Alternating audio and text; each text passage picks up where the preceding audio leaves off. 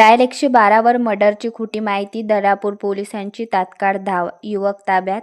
धामणा गावातील प्रकार, धीरज पप्पू पवार यांच्यावर गुन्हा दाखल करण्याची प्रक्रिया सुरू.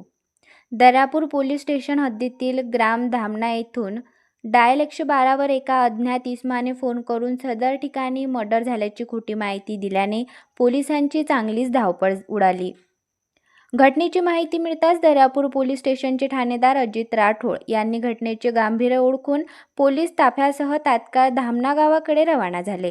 पोलिसांनी घटनास्थळी पोहोचून पाहणी केली असता संबंधित ठिकाणी कोणत्याही प्रकारची हत्या किंवा तत्सम गंभीर घटना घडलेली नसल्याचे स्पष्ट झाले. त्यामुळे पोलिसांनी 112 वर फोन करून चुकीची माहिती देणाऱ्या व्यक्तीला शोध घेण्यास सुरुवात केली आहे. तपासादरम्यान धीरज पप्पू पवार वय वर्ष 23 या युवकाने डायल 112 वर खोटी माहिती दिल्याने समोर आले. त्यानंतर पोलिसांनी त्याला ताब्यात घेतले असून त्यांच्याविरुद्ध विविध कलमांवर गुन्हा दाखल करण्याची प्रक्रिया सुरू असल्याची माहिती पोलिसांकडून देण्यात आली. डायल 112 म्हणजे काय? डायल 112 ही आपत्कालीन मदत सेवा असून नागरिकांच्या सुरक्षेसाठी अत्यंत महत्त्वाची व्यवस्था आहे. पोलीस मदत, जीवितास धोका, गंभीर गुन्हा, अपघात किंवा इतर तातडीच्या परिस्थितीत नागरिकांनी 112 क्रमांकावर संपर्क साधावा.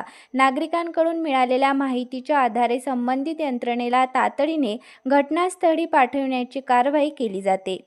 मात्र डायल 112 वर खोटी, चुकीची किंवा बनावट माहिती देणे हे गंभीर स्वरूपाचे कृत्य ठरू शकते. अशा खोट्या कॉलमुळे पोलिसांचा वेळ आणि मनुष्यबळ विनाकारण खर्ची पडते. त्याचवेळी एखाद्या ठिकाणी प्रत्यक्षात गंभीर घटना घडली असेल तर त्या ठिकाणी पोहोचल्यास विलंब होण्याची शक्यता निर्माण होऊ शकते. नागरिकांना पोलिसांचे आवाहन.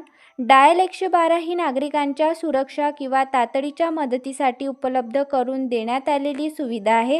त्यामुळे नागरिकांनी या सेवेचा जबाबदारीने वापर करावा.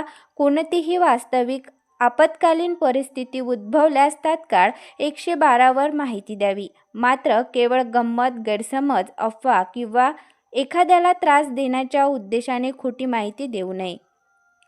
डायल 112 ही तुमच्या सुरक्षेसाठी सुविधा आहे. तिचा गैरवापर न करता पोलीस विभागाला सहकार्य करावे असे आवाहन दर्यापूर पोलीस विभागामार्फत करण्यात आले आहे. अमरावती जिल्ह्यातील नवीन अपडेटसाठी पाहत रहा विदर्भ शासन न्यूज, दर्यापूर.